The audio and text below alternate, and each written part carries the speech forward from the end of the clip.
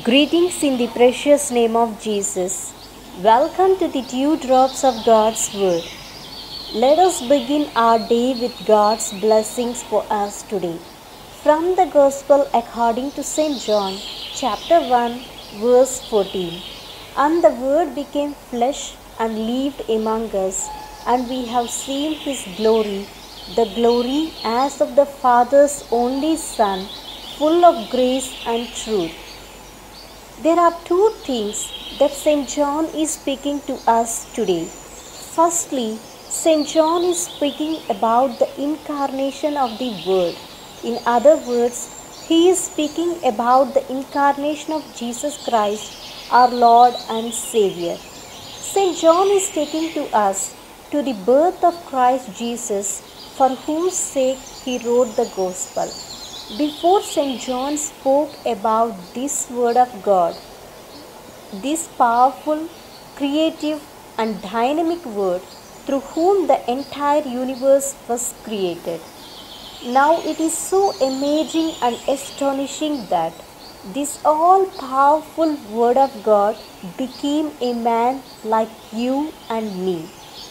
This is really wonderful that God was pleased to take our form and likeness, though we are sinful and mortal. We remember how God gave His image and likeness to us when He created Adam, the first man. And now He stooped down to take upon Himself our weak and sinful image. What a beautiful and merciful gesture from God! While speaking about the incarnation of Christ, Saint Gregory of Nazianzen beautifully said, "He came to His own image, which He gave to man in the beginning, and took to Himself our flesh for the sake of redeeming this flesh from sin." These are truly beautiful words. What a honor God gave to us, sinful human beings, when He was born in our flesh. This is a wonderful exchange, that God became man so that man might become like God. Secondly, today St. John is speaking about his own witness to God's glory which he saw in Jesus.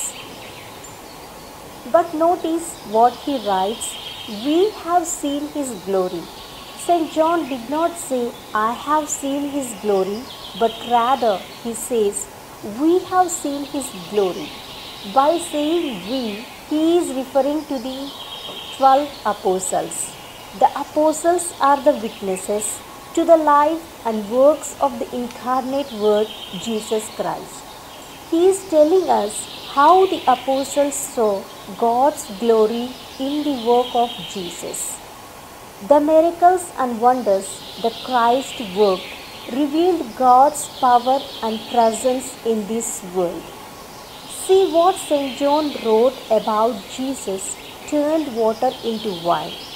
Jesus did this, the first of His signs in Cana of Galilee, and revealed His glory, and His disciples believed in Him.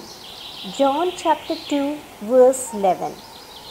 Beginning with turning water into wine, healing the man paralyzed for 38 years, giving sight to the man born blind, feeding the 5,000 with 5 loaves and 2 fish, and rising Lazarus from the dead, the incarnate Word Jesus Christ revealed God's glory.